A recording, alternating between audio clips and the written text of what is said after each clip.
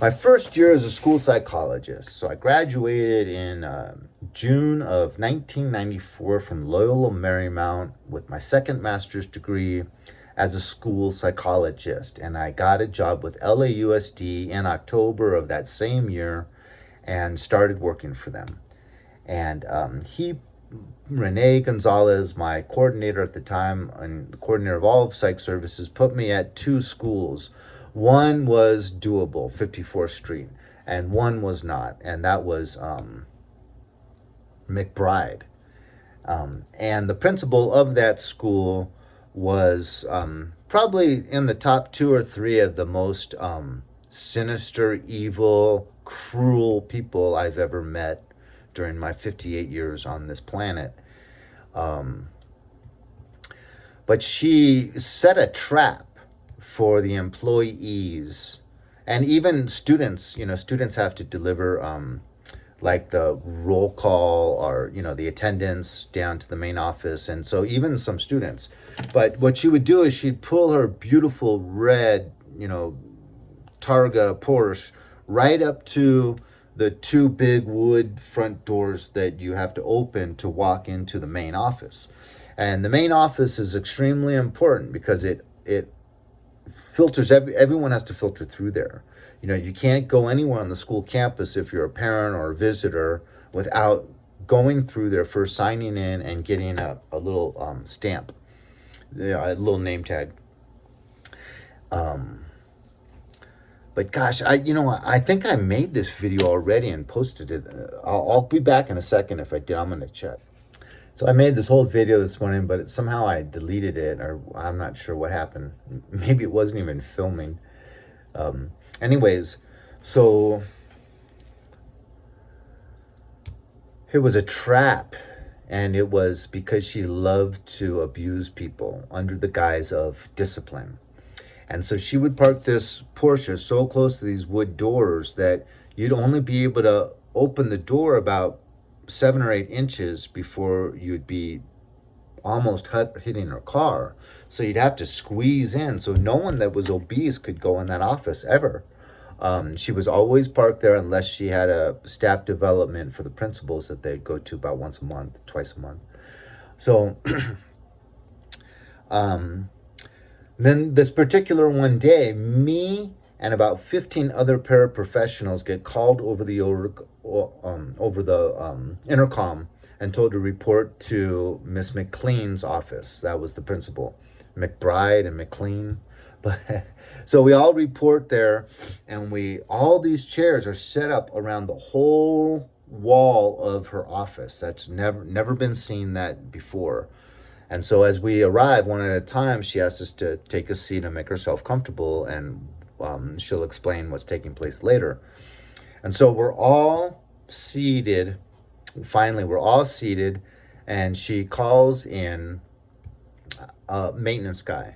I think it was a gardener, Hispanic gentleman, like 50, overweight, nice guy, but very broken English. So calls him in, and now we're all seated, remember? I mean, we're all thinking, okay, this is some kind of professional development or something. We got our pens and paper ready, and she calls him in. She tells him, stand right here in the middle of the room. And then she goes back behind her desk and she sits down.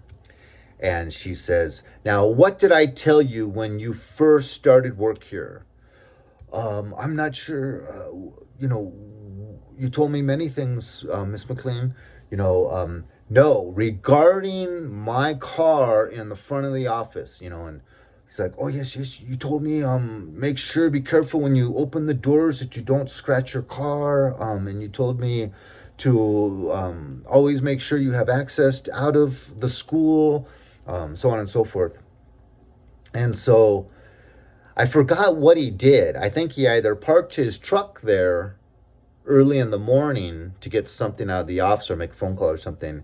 And so her spot was taken. But this isn't even part of the parking lot. So I don't think that's right. Because to get in front of this main office, you got to drive on the campus. It's not connected to any parking lots. Or he may have parked behind her, or he scratched her car. I think it's one of those three. I don't remember.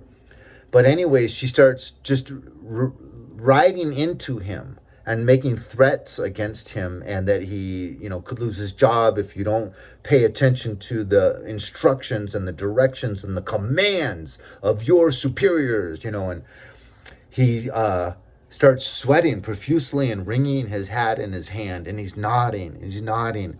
He ends up crying and dropping to his knees and crying and going, "I'm so sorry. I'm so sorry. This job is very important to me. I have 3 children and a wife that doesn't work. I'm so sorry."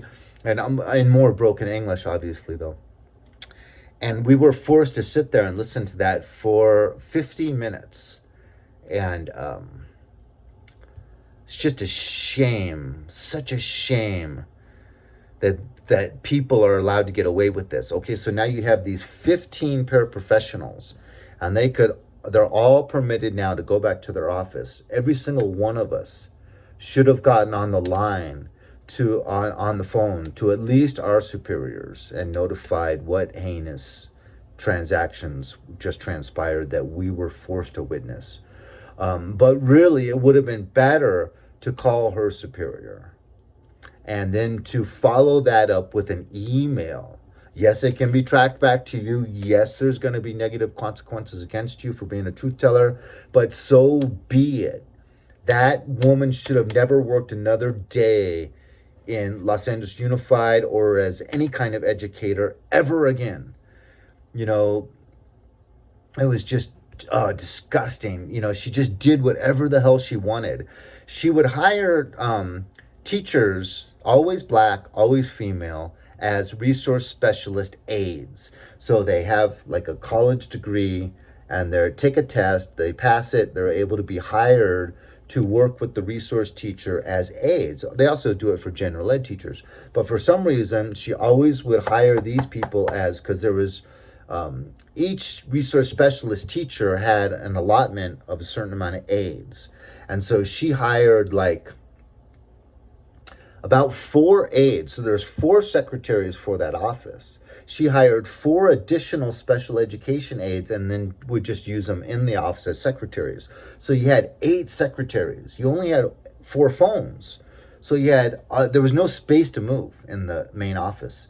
And there were so many of these secretaries that all they would do was gossip and chit chat and hee and make little jokes.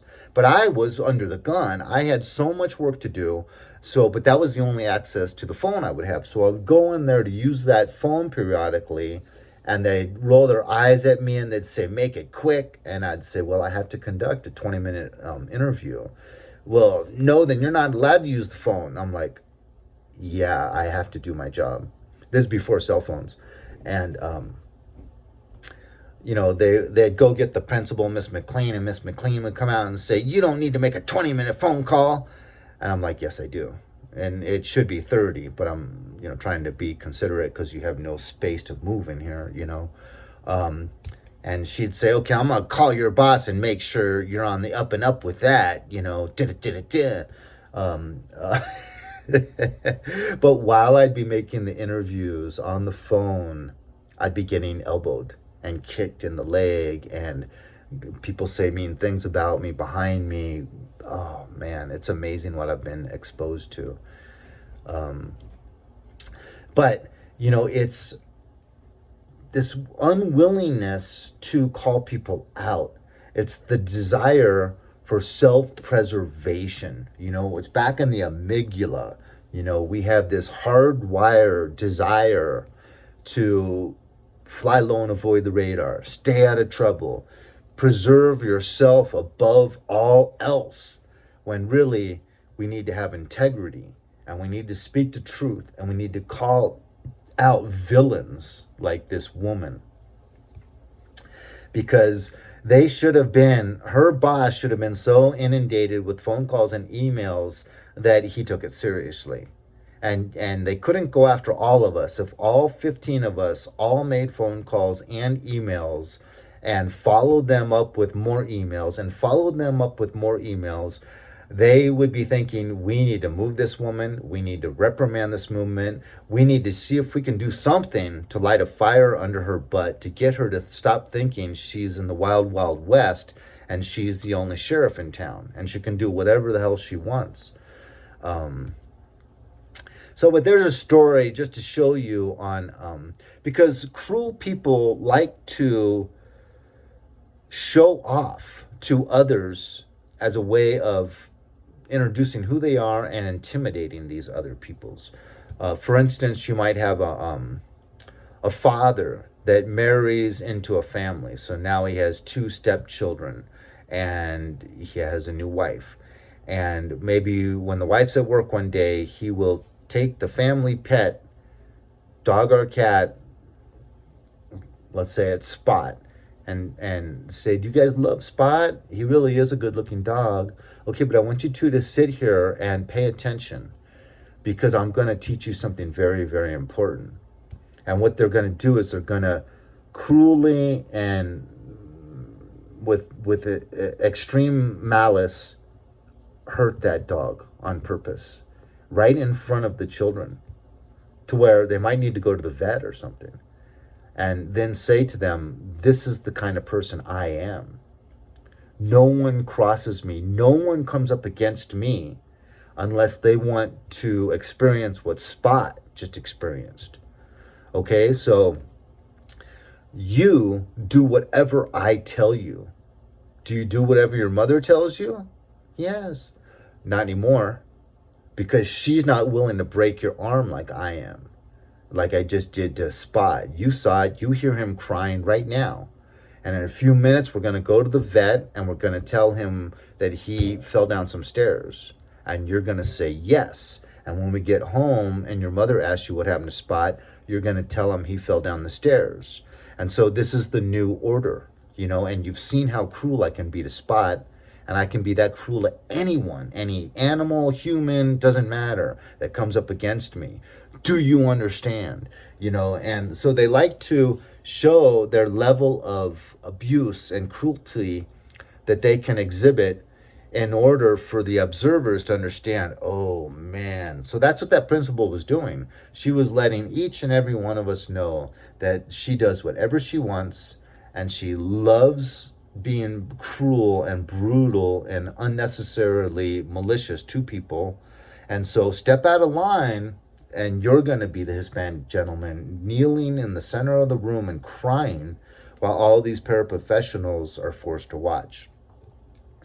So hope you enjoyed the video. Leave a comment, hit like. God bless.